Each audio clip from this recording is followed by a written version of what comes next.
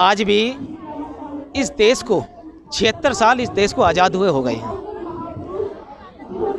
तमाम अनेकों करोड़ों लोगों की भावनाओं से आज इस देश में खिलवाड़ हो रहा है, बहुजनों के साथ खिलवाड़ हो रहा है। और अब जो बात आती है वो आती है संविधान को बदलने की।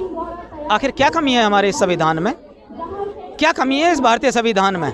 इस भारतीय संविधान की बदौलत तो जो राष्ट्रपति हैं, इस भारतीय संविधान की बदौलत प्रधानमंत्री हैं, इस भारतीय संविधान का सृष्टि पर जन्मा हर अंतिम व्यक्ति है। तो फिर इस देश में भारतीय संविधान को बात बदलने की क्यों हो रही है?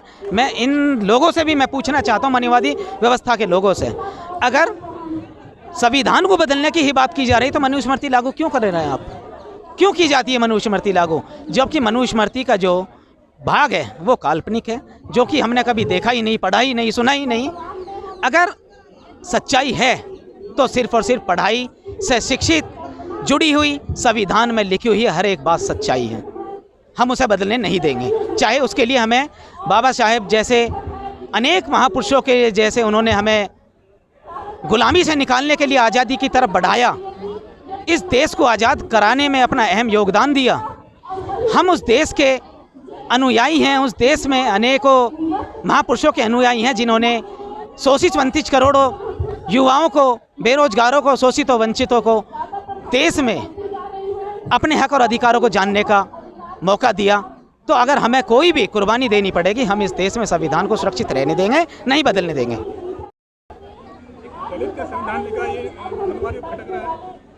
हाँ, ये बिल्कुल आपका ये जायज़ है, बिल्कुल सवाल जायज़ है। अगर वास्तव में बाबा साहेब दलित नहीं होते और इस देश में संविधान को लिखने वाले बाबा साहब की जगह कोई और होते तो शायद ये हजारों नहीं लाखों करोड़ों वर्ष और चलता।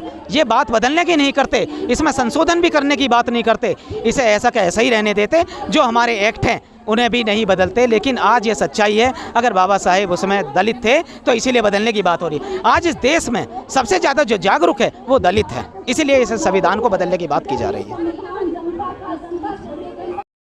देखिए, आज जंतर मंतर पर इस भरी दोपहरी में, कड़ी धूप में, भूखी प्यासी हमारी माताएं बहनें रोड पर बैठी हैं, तो ये सबसे पहले तो हम शुक्रगुजार हैं निर्देश दीदी का, जिन्होंने बहुजन समाज को, दलित समाज को एक मंच पर आने का मौका दिया।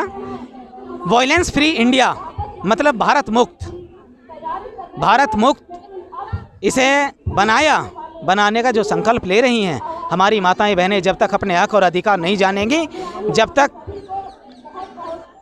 अंधविश्वास में रहेंगे, हमारे चाहे नौजवान हो, हमारी माताएं हो, बहनें हो, जब तक हम अपने पाखंडवाद से नहीं निकलेंगे, जब तक हम अपने संविधान को बचा नहीं पाएंगे, आने वाली पीढ़ियों को नहीं बचा पाएंगे, आने वाले भविष्य को नहीं बचा पाएंगे। इसीलिए आज हम इस जंतर मंतर पर फिर एकत्रित हुए हैं। आने वाले समय में अगर फिर एकत्रित होने का मौका मिलेगा, फिर एकत्रित होंगे। अगर सरकार के कान नाक आँख अगर ऐसे नहीं खुलते हैं तो आने वाले समय में अगर संसद का घेराव करना पड़े तो करेंगे। और 2024 का चुनाव बहुत जल्दी आने वाला है।